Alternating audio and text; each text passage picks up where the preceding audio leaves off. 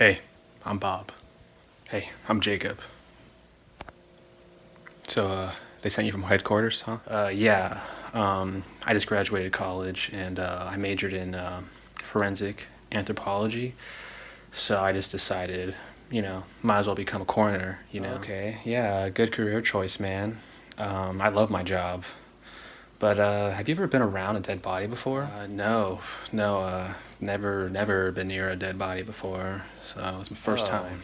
Okay. Well, we'll take it slow today. I got a dead body in the back, and I'll pretty much show you the basics for today. I mean, nothing too extreme. We'll just kind of like, brush over some stuff. All right, cool. Yeah.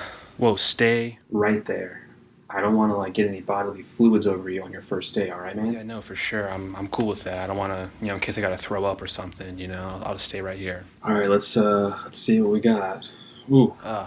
Yeah. It's just a decaying body. It was found in a canyon in San Diego after joggers stumbled upon it. So we just need to examine it, before the FIB gets here. And yeah. Is that a man or is that a woman? I can't tell. Their face is pretty disfigured due to burn marks post mortem, meaning after the victim died. You think the suspect wanted to burn the remains after killing them? I think these post-mortem burns were possibly due to the San Diego wildfires. They probably went through the canyon where the remains were found.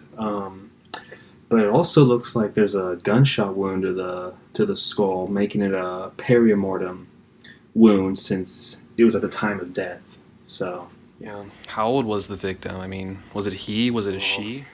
We can't determine their sex until we determine their age first. You see, their sex will be based off of their pelvic bones, and if their pelvic bones aren't fully grown in, it's going to be pretty difficult to determine their sex. So, I mean, they look like they're a fully grown adult here, but here, let me cut around here, around the shaft of the femur bone so we can get a better look, Here, I'm just going to cut open right here. Oh. So with the femur bone exposed here, which is part of the long bones, those are the bones that, as you get older, they essentially get longer. And so you see over here, this is where the growth plates are located, where the bone is actually growing and forming. And so above the growth plates are tiny areas where we have cartilage. Well, in this case, where we used to have cartilage. The cartilage, that connects the shaft of the bone, known as the diaphysis. And that connects the diaphysis to the end caps of the bone, known as the epiphysis. And so once we're fully grown, the cartilage ossifies and turns into bone. The bone then seals up, which means epiphyseal fusion has occurred. So let's now take a look at the clavicle bone, which is also known as the collard bone. And let's start digging around in here too, so brace yourself. Oops, yeah, sorry about that. Yeah, it looks like it hasn't fused yet. I mean, it looks like, there's a lot of cartilage left. You see, this is the last bone that fuses when you're an adult. And this usually fuses at the age of 28. So since this hasn't fused yet, we're going to assume the victim was probably less than 28 years old. Oh boy, that's correct. Now let's take a look at the victim's jaw and teeth, because we can also use the eruption dates of the teeth to determine a person's age.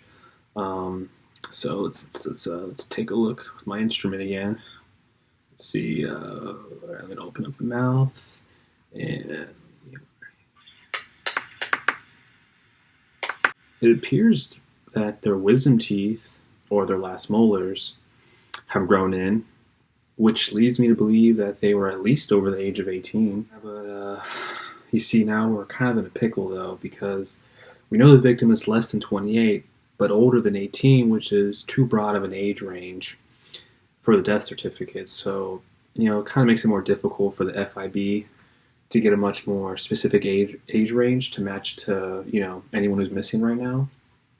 So that's it?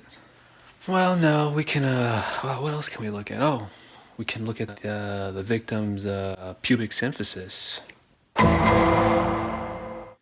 you see, we're now going to take a look at the pelvic bones.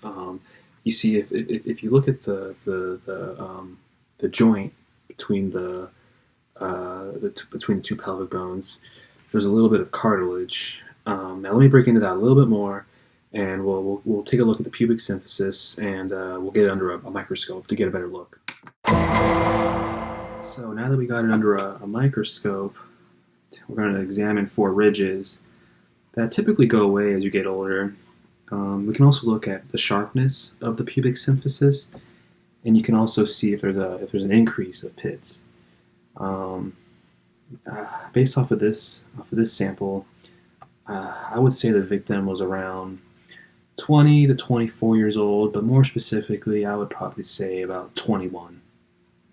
All right, now that we got that over with, I mean, we still don't know if it's male or female. I mean, we don't really know a lot still. Well, let's take a look at the pelvic bones. I mean, you see, for males, the subpubic angle is about 45 degrees. You know, it kind of looks like a peace sign. And for females, it's about 80 degrees. You know, you kind of sort of make like a finger gun in the area. And if you look at the what do you call this? The greater sciatic notch for males, it looks kind of more like a candy cane. And for females, well, it kind of just looks more open. A simple way of remembering this would be, you know, see, for males, their pelvis is shaped like a Bambi, while for females, it's shaped kind of like Minnie Mouse. So for this one, for this victim, I mean, their pelvis is kind of shaped like Bambi, so we can make this easy for ourselves. So, I mean, I'm going to assume this person's a male. But let's continue to make a biological profile for this individual. Let's measure him from head to toe to get his height.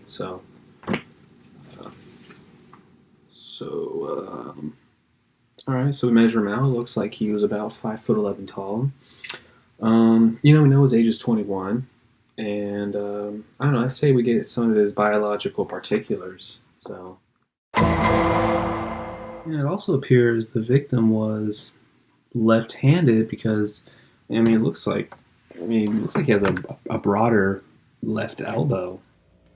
And it looks like there was a stress fracture on his metatarsal, possibly from a pre-mortem injury, which is an injury before death. I mean, maybe he was a runner, you know, since that is a common runner's injury. You know, maybe he ran through the canyon where his remains were found. You know, maybe someone attacked him while he was on his daily run. And lastly, I mean, it looks to be like there are like surgery marks, you know, on the victim's right wrist. You know, maybe maybe he had carpal tunnel surgery from being on the computer or using other electronics too often. So, yeah, I just want to make this clear though to you. These are all pre-mortem injuries. These are injuries that occurred before the victim died. So, is there something wrong? You okay? It's just that, sir, you just described my entire biological profile. That's impossible. The body is.